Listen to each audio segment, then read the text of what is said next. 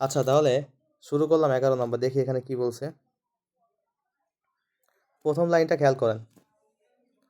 Special পয়েন্টে 1 নম্বরে দেওয়া আছে কি আমাদের, share acquired at the middle of the year. দেখেন আগের যে অঙ্কগুলো করছিলাম সেইখানে কি ছিল, শেয়ারটা বছরের শুরুতে কিনছে নাকি,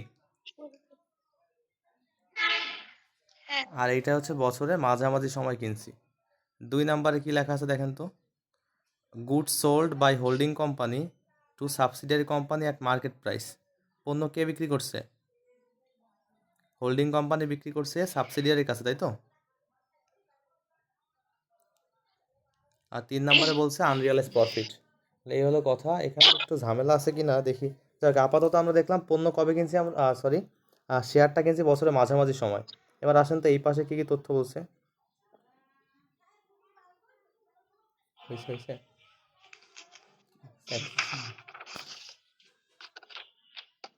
নাই, 30 ধরে নিচে ধরে নাও। আচ্ছা খেয়াল করেন, এখানে আমাদের বলছে following are the balance sheet of H limited and S limited as at 31শে ডিসেম্বর 2022।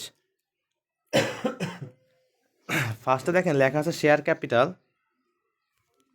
এইচ লিমিটেড কত টাকা আছে, 5 লক্ষ টাকা, আর এস লিমিটেড 2 লক্ষ টাকা। একটা শেয়ারের মূল্য কত, 100 টাকা। তাহলে এস লিমিটেডের শেয়ারের সংখ্যা কত, 2 লাখ ভাগ 100 নাকি, 2 লাখ ভাগ 100 করলে 2000। ওকে, এবার দেখেন দেন দেওয়া আছে জেনারেল রিজার্ভ 1 লাখ টাকা আর 50,000 টাকা। প্রফিট অ্যান্ড লস অ্যাকাউন্ট দেওয়া আছে 1,25,000 আর 60,000। বিলস পেয়াবল একটা দেওয়া আছে আর ক্রেডিটর দেওয়া আছে, এই তো নাকি। এখানে আমরা সবই তো চিনি, আননোন তেমন কিছু নাই।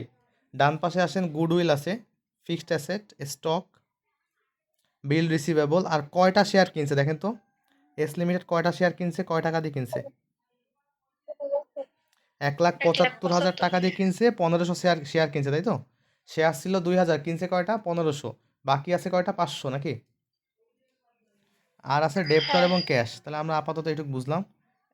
এখান থেকে দেখেন, the profit and loss account of S limited shows a balance of taka 20,000 on 1 জানুয়ারি 2022। এইখান থেকে একটা ঝামেলা আছে, ঠিক আছে, মনোযোগ দিবেন ভালো করে। প্রফিট অ্যান্ড লস অ্যাকাউন্ট দেওয়া আছে 22 সালের কবে দেওয়া আছে, এটা 20,000 টাকা শুরুতে। রেসপন্স করেন।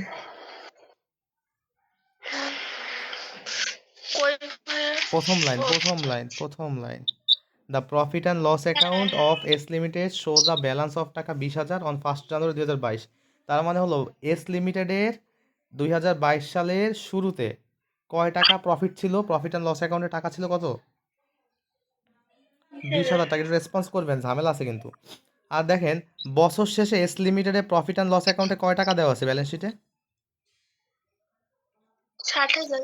ওকে, দেখেন আগের অঙ্কগুলো যেগুলো করছেন সেগুলো কোনো কারেন্ট ইয়ার প্রফিট বের করার জন্য বিয়োগ করা লাগে না, ওগুলো স্পষ্টই কি করা গেছে, আমাদের খুব সুন্দর করে দেওয়া ছিল কারেন্ট ইয়ার প্রফিট নামে, বা প্রফিট ফর দ্য ইয়ার 2022 এমন লেখা ছিল না। কিন্তু এই অঙ্কে প্রফিট অ্যান্ড লস অ্যাকাউন্ট দেওয়া আছে। যখন প্রফিট অ্যান্ড লস অ্যাকাউন্ট থাকবে তখন আমাদের একটু ঝামেলা আছে। ঝামেলাটা কি আমি একটু বুঝাই। ঝামেলাটা হলো আমাদের বছর, আপনারা একটা কথা দেখেন ভালো করে খেয়াল করবেন, বছরের শুরুতে প্রফিট অ্যান্ড লস অ্যাকাউন্টে টাকা আছে 20,000 টাকা, আর ওই একই অ্যাকাউন্টে বছরের শেষে আছে 60,000 টাকা। তার মানে এই বছরের প্রফিট হয়েছে কত, 40,000। বুঝতেই তো পারছেন যে আপনারা মনে করলেন যে একটা বাক্সে বা একটা ব্যাংকে প্রফিটের টাকা রাখবেন, ওই ব্যাংকে বছরের শুরুতে টাকা ছিল 20,000, শেষে 60,000 হয়েছে। তার মানে যে 40,000 টাকা বৃদ্ধি পাইছে, এইটাই তো বর্তমান বছরের মুনাফা নাকি, নাম্বার অফ শেয়ার দিয়ে ভাগ করো। তাহলে এইটুক তো বুঝতে পারছেন নাকি, সবাই বুঝছেন। তারপর দেখেন, the bills accepted by S limited are all in favour of H limited. দেখছেন এই যে বিল অ্যাকসেপ্টেড, এস লিমিটেড যতটুকু বিল আছে সবগুলো হলো এইচ লিমিটেডের, তাই তো। তাই আমি বলছিলাম যে bills payable, bill receivable, notes payable, note receivable, creditor, debtors, এগুলো যদি কখনো দুইটা কোম্পানির মধ্যে সম্পর্কিত হয়, দুই পাশ থেকে কী নামে বাদ দিতে হয়, আইসিটি। তাহলে এই যে বিলস পেয়াবল আর রিসিভেবল থেকে আইসিটি বাদ দিতে হবে। দেন খেয়াল করেন এই লাইনটা একটু খেয়াল করবেন, দ্য স্টক, ঠিক আছে, এটা দেখে বলবেন পণ্য কে বিক্রি করছে। The stock of S limited include টাকা 45,000 bought from S limited at a profit to the latter of 20% of sales H limited acquired শেয়ারের পরে যায়। তাহলে এই লাইনটুকুর অর্থ বলেন, একটু বলেন তো কে পণ্যটা কিনছে আর কে বিক্রি করছে।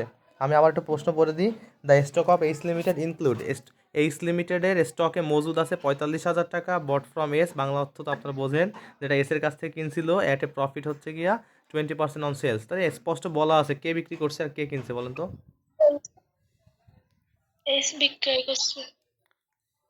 এস বিক্রি করছে, এইচ কিনছে। তাহলে আমি একটা কথা বলছিলাম এই পণ্য বিক্রয় নিয়ে, বলেন তো আনরিয়ালাইজ প্রফিট এখন কয় জায়গায় যাবে, এক জায়গায় না দুই জায়গায়?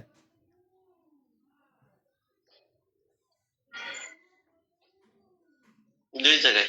কারণ কি বলছিলাম বলেন তো, পণ্য যদি এইচ লিমিটেড বিক্রি করে শুধু 8 থেকে বাদ যায়, আর পণ্য যদি এস লিমিটেড বিক্রি করে তখন 6 এবং 8 দুইটা থেকে বাদ যায়, মনে আসছে? হ্যাঁ মনে তাহলে এটা আছে। এস বিক্রি করছে না।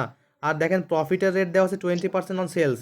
আমি বলছিলাম প্রফিট যদি সেলসের উপর থাকে তখন সরাসরি 20% কাটতে হবে, মানে সরাসরি পার্সেন্ট কাটতে হবে। এইটুকু আশা করি বুঝছি। এখন এই লাইনটা এইবার দেখেন, এই যে H limited acquired share 1 July, 1 July 2022, এইটা যদি বলাও না থাকে, উপরে বলছিল না, কি বলছিল বলেন তো, শেয়ারটা বছরের মিডিলে কিনছে। এখন তো এটা পেয়ে গেছি আমরা যে শেয়ারটা কবে কিনছে, জুলাই মাসের 1 তারিখ। কয়টা শেয়ার কিনছে? 1500। কয় টাকায় কিনছে? 1,75,000। ফার্স্ট যে তিনটা তথ্য খুঁজি, তিনটাই কি পেয়ে গেছি আমরা? তাহলে আমাদের এবার 8টা ওয়ার্কিংয়ের 1 নম্বর ওয়ার্কিংয়ের নাম কি? Holding ratio. শেয়ার ছিল কয়টা? 2,000টা। আর কিনছে কয়টা? 1500।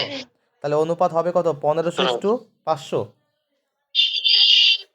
1500:500, এটুকু কি বুঝতে পারছেন? এবার এটা করলে 3:1 হয়। এবার 2 নম্বরে কারেন্ট ইয়ার প্রফিট, এই যে দুইটা বিয়োগ করে 40,000 বের করছি, ওই যে এখানে 20,000 ছিল আর বছরের শেষে হয়েছে 60,000, তাহলে আমরা বছরের শেষ থেকে শুরু বিয়োগ করে 40,000 বের করছি। এইটুকু কি বুঝতে পারছেন? ক্লোজ করে দাও। এইটুকু বুঝছেন?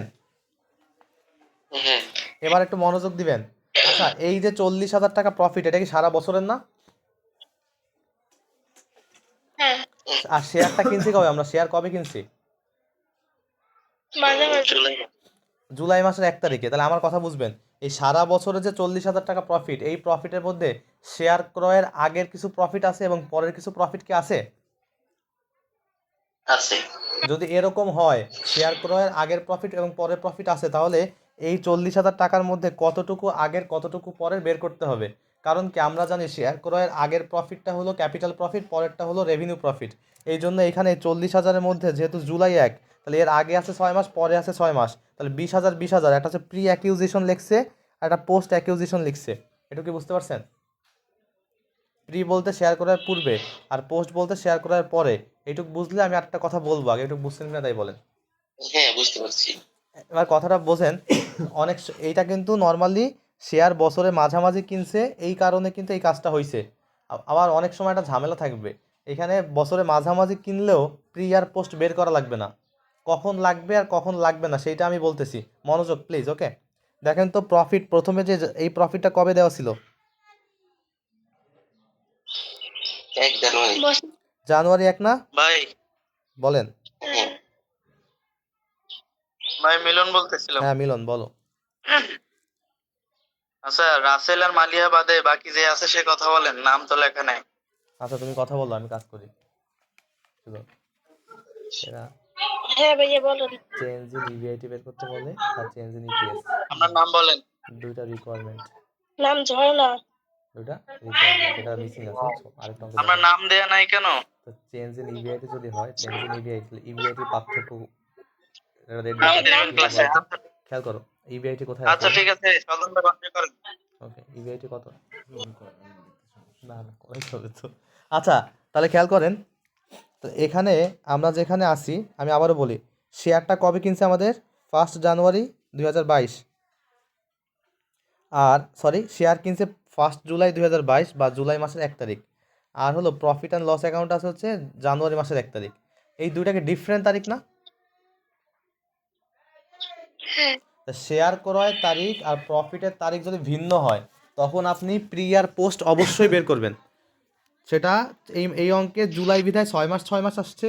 কোনো অঙ্কে যদি এখানে সেপ্টেম্বর মাস থাকে তখন দেখা গেল 8 আর 4 আসবে, এটা মাসের হিসাব করে আপনি নেবেন। কিন্তু কনসেপ্টটা কি, প্রফিট যে তারিখের আছে আর হলো শেয়ার করার তারিখ যদি ডিফারেন্ট হয়, ভিন্ন হয়, তখন অবশ্যই এরকম পিরিয়ার পোস্ট বের করতে হবে। আমার কথা কি বুঝতে পারছেন? আর তারিখ যদি একই হয়, এই দুইটা তারিখ যদি সেম হয়, তখন পিরিয়ার পোস্ট বের করা যাবে না। বুঝছেন? তারিখ বলতে কি ভাইয়া, 1 না ডিসেম্বর? এটা এই যে এইটা আছে দেখো, প্রফিটটা 20,000 টাকা দেওয়া আছে জানুয়ারি মাসের 1 তারিখে, আর শেয়ার কিনছি জুলাই মাসের 1 তারিখে, দুইটা তারিখ ভিন্ন না? হ্যাঁ, আমরা মাস হিসাব দেখবো, হ্যাঁ, মাস মিল আছে মাস কি, এই মাস তো। সাল না মাস। ওকে, এই ভিন্ন আছে বিধায় পিরিয়ার পোস্ট বের করব। আর এটা যদি সেম থাকে, একই থাকে, তাহলে পিরি পোস্ট বের করা যাবে না। বইতে একটা অঙ্কে একই থাকার পরে ভুল করা আছে, দেখাবো না, সমস্যা নেই। এটুকু কি বুঝছেন সবাই আমার কথা? হ্যাঁ, বুঝছি। এবার আসি আমরা 3 নাম্বার ওয়ার্কিং ক্যাপিটাল প্রফিট। আচ্ছা, ক্যাপিটাল প্রফিট গত ক্লাসে 3জনই ছিলেন, আমার আশা করি আপনাদের মনে থাকার কথা। কি কি ছিল, মানে শেয়ার করার পূর্বের মুনাফা। তাহলে এই যে 1 তারিখে 20,000 টাকা, এটা কি শেয়ার করার পূর্বের না বলেন? হ্যাঁ, শেয়ার হ্যাঁ। কিনছে জুলাই মাসের 1 তারিখে, তাহলে 1 তারিখের 20,000 টাকা অবশ্যই শেয়ার করার আগের। আর রিজার্ভের 50,000, আমি বলছি রিজার্ভ নর্মালি সবসময় এটা লেখাও আছে 1 জানুয়ারি 2022। তাহলে এই রিজার্ভের টাকা তো আগের টাকা নাকি? রিজার্ভ জমা হয় তো আগের টাকাই নাকি? হ্যাঁ, তাহলে এই 50,000 পাইছি, এই 20,000 পাইছি। এর বাইরে এই যে কারেন্ট ইয়ার প্রফিট 40,000 টাকা, এর মধ্যে শেয়ার করার পূর্বে কত বের করছিলাম? 20,000। হুম। তাহলে এই তিনটা আসবে। ক্যাপিটাল প্রফিট মানে শেয়ার করার পূর্বের মুনাফা। আমি আবারও ক্লিয়ার করি, এখানে 1 তারিখের যে প্রফিট 20,000 আছে 100% শেয়ার করার পূর্বে, 1 তারিখে রিজার্ভ আছে এইটাও শেয়ার করার পূর্বে, আর এইখানে আমরা দেখলাম এই 40,000-এর মধ্যে 20,000 শেয়ার করার পূর্বে। তাহলে এই তিনটা যোগ করলে 90,000 আসছে। আর আমরা জানি আমাদের এই ক্যাপিটাল প্রফিট আর রেভিনিউ প্রফিটটা কী করতে হয়, সুন্দর করে এই অনুপাতে ভাগ করতে হয়। তাই 3:1 মানে 3/4, আর 1/4 এই 90,000 ভাগ করলে হোল্ডিং কোম্পানি 67,500, সাবসিডিয়ারি বা মাইনরিটিস 22,500। ওয়ার্কিং 3 কি হয়েছে? হ্যাঁ। স্টেপ 3 হয়ে গেছে। এবার স্টেপ 4 হচ্ছে গুডউইল। স্টেপ 4 কি? গুডউইল বা ক্যাপিটাল রিজার্ভ। গুডউইল বা ক্যাপিটাল রিজার্ভ কোন কোম্পানি করতে হয়? H company. কোন কোম্পানি? এই এই এইচ কোম্পানি। এখন এইটার মধ্যে এইচের শেয়ার যায়, কার শেয়ার যায়? এই শেষে। এইচের শেয়ার। এখন এই এইচের শেয়ারটা একটু মনোযোগ দিবেন, ঠিক আছে? এইচের শেয়ারটা দেখেন তো, এইচ কয়টা শেয়ার কিনছিল? 1500। হ্যাঁ। একটা শেয়ারের মূল্য 100 টাকা। তাই আমরা 1500 গুণ 100 করে 1.5 লাখ নিছি। এর সাথে ক্যাপিটাল প্রফিট যোগ করতে হয়। ক্যাপিটাল প্রফিট এইচের কয় টাকা? 67,500। যোগ 500। করলে আমার মূল্য আসছে 2,17,500। আর আমি ক্রয় মূল্য কয় টাকা কিনছিলাম? দিছিলাম কয় টাকা? 1,75,000। কয় টাকা দিছি? 1,75,000। ওইটা মাইনাস করবো। 75। তার মানে আমি কম দিছি মানে ক্যাপিটাল রিজার্ভ, আমি বেশি দিছি মানে গুডউইল। মনে আছে না নাকি? হ্যাঁ। হ্যাঁ, ওকে। এবার 5 নাম্বারে কি? Revenue profit. রেভিনিউ মানে শেয়ার করার পরের মুনাফা। তাহলে এই দেখেন এইখানে প্রি আর পোস্ট। প্রি মানে পূর্বে, পোস্ট মানে পরে। পোস্ট কয় টাকা? 20,000 না? হুম। তাহলে এই 20,000 টাকা হচ্ছে রেভিনিউ প্রফিট। বুঝতে পারছেন? বুঝতে পারছেন? হ্যাঁ, বুঝতে পারছি। যদি কখনো প্রি আর পোস্ট বের করেন, প্রির অংশ যাবে ক্যাপিটালের মধ্যে, প্রি মানে পূর্বে, পোস্ট মানে পরে, আর শেয়ার করার পর মানে রেভিনিউ, তার রেভিনিউর মধ্যে যাবে। আর আমরা জানি রেভিনিউ প্রফিট কী করতে হয়? সুন্দর করে ভাগ করতে হয়। তা আমরা এই যে অনুপাত অনুযায়ী 3:1 ভাগ করলে 20,000-কে 3/4 করলে 15,000, 1/4 করলে 5,000। ঠিক আছে? ওয়ার্কিং 5 শেষ। হ্যাঁ, 6 নাম্বারে মাইনরিটি ইন্টারেস্ট। তার আগে ওরা 7 করছে আনরিয়ালাইজ প্রফিট, কারণ আনরিয়ালাইজ প্রফিট এই পণ্যটা কে বিক্রি করছিল? এস বিক্রি করছিল। এস বিক্রি করলে 6 এবং 8 থেকে বাদ দিতে হয়, তাই আগে আনরিয়ালাইজ করছে। আমি আনরিয়ালাইজ দেখাই দিই, সমস্যা নাই তো। এই দেখেন এই যে কত টাকায় বিক্রি করছে? 45,000। হ্যাঁ, আর প্রফিটের রেট কত পার্সেন্ট? 20। 20। প্রফিটের রেট 20%, যেহেতু সেলস আছে, বলছে সেলস থাকলে সরাসরি পার্সেন্টেজ।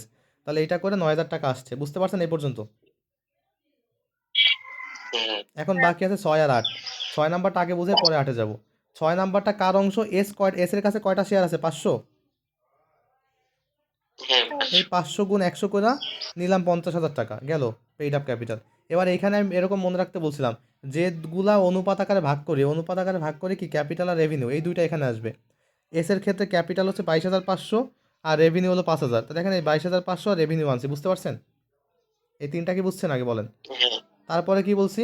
এই যে আনরিয়ালাইজ প্রফিটটা, যেহেতু আমাদের কি করছে? এস বিক্রি করছে, এটা আনুপাতিক হারে বাদ যাবে, মানে এই যে 6 নাম্বার এখান থেকে এস এর অংশ বাদ যাবে, এই 8 নাম্বার থেকে হচ্ছে গিয়া এইচ এর অংশ বাদ যাবে। তাহলে আনরিয়ালাইজ প্রফিট ছিল 9,000 টাকা, 9,000-এর মধ্যে এস এর অংশ কত? 4 ভাগের এক। 1 ভাগ। কেন 1 ভাগ? 3:1 3:1 মানে কত? 3 আর 1 4, 4 ভাগের 1 ভাগ। তাহলে 9,000-এ 4 ভাগের 1 ভাগ করলে 2250 আসছে, বাদ দিলে মাইনরিটি ইন্টারেস্ট 75,250 শেষ। বুঝতে পারছেন? হ্যাঁ হ্যাঁ পারছি। এবার বাকি আছে কি পিএল অ্যাকাউন্ট। এবার এই পিএল অ্যাকাউন্টে হচ্ছে কি করতে হবে, এটা এইচের বর্তমানে কয় টাকা প্রফিট অ্যান্ড লস আছে দেখেন তো। আগে এইচের ছিল কত? 1,25,000, হ্যাঁ ওইটা বসাইছি। আর এই নতুন করে রেভিনিউ প্রফিটের মধ্যে এইচের অংশ কত? 15,000, এটা যোগ করছি। রেভিনিউ মানে কি? শেয়ার করার পরে আগেরটা আর আসবে না, পরেরটাই আসবে এখানে। মানে এটা তো আমার এইটা 1,25,000-এর মধ্যে আগেরটা দেওয়া আছে, এটা যেহেতু বছরের শেষে এর মধ্যে আগেরটা দেওয়া আছে। তাহলে 1,25,000-এর সাথে নতুন বছরেরটা যোগ করলাম 15,000, যোগ করলে 1,40,000 আসছে। আর আনরিয়ালাইজ প্রফিটের এই 9,000 টাকার মধ্যে এইচের অংশ হচ্ছে 3/4, এই 3/4 করলে আসছে 6,750। এই বাদ দিলে আমাদের হচ্ছে পিএল অ্যাকাউন্টের ব্যালেন্স 1,33,250। কারো কোনো প্রশ্ন আছে? এইটা 8 নম্বরে। আবারও বলি, আমাদের না প্রথমে ব্যালেন্স শিটে কয় টাকা আছে? 1,25,000, ওর সাথে কি করতে হবে? রেভিনিউ প্রফিটের এইচের অংশ যোগ করব, আনরিয়ালাইজ প্রফিটের এইচের অংশ বাদ দিব, তাহলেই পিএল অ্যাকাউন্ট হয়ে গেছে। আপনাদের 2 মিনিট সময় দিচ্ছি, সুন্দর করে কি করবেন বলেন তো? এই 8টা ওয়ার্কিং দেখবেন, দেখার পরে 2-1 মিনিট পরে আমি কথা বলতেছি, ওকে? দেখেন কোনো সমস্যা আছে কিনা, একটু প্রথম থেকে মনোযোগ।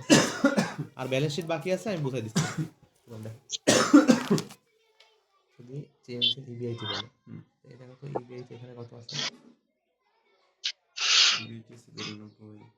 3,52,000 চেঞ্জ হয়েছে কত? দুটো পার্থক্য, এটা থেকে এটা বিয়োগ করবো। আর পার্সেন্টেজ বের করতে গেলে সময় বেস দিয়ে ভাগ করতে হয়, এটা দিয়ে ভাগ করবো। আবার বলি, তোমার যে পরিবর্তন যে বুঝবা কেন আগের বছরের সাথে, তাহলে এই দুটো বিয়োগ করে যে টাকা হবে, তাহলে এটা দিয়ে ভাগ গুণ 100।